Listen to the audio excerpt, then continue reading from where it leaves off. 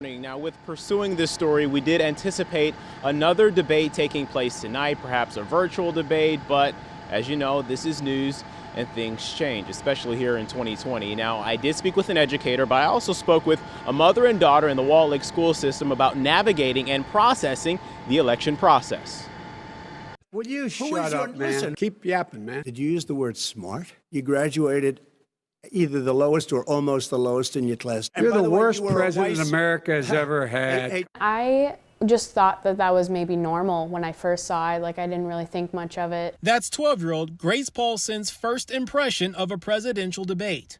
This year she actually asked to watch it, and of course I was going to say yes. Midway through I wasn't sure if it was a good decision or not. She tells me that this is not like a normal debate. Usually there's not as much interrupting and name-calling. Her mom, Emily BURKE, says despite the apparent lack of professionalism, she feels tuning in and taking part in the election process is vital for Grace's development. I see it more as a duty. So there's people who worked really hard for her as a girl to be able to vote. And so we talk about that. So you don't want to waste that. I think it's incredibly important to get them engaged early so that they realize that they have a stake in the process, right? So that politics is not something that they just watch from the outside. Tracy Brain, the Associate Dean of Experiential Learning at Cooley Law School, has a 12 and 14-year-old of her own and says it's important parents provide context while encouraging kids to form their own opinions.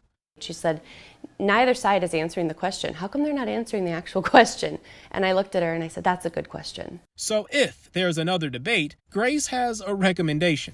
Maybe just try to answer the questions more because the answers to those questions are going to, of course, affect who is going to vote for you.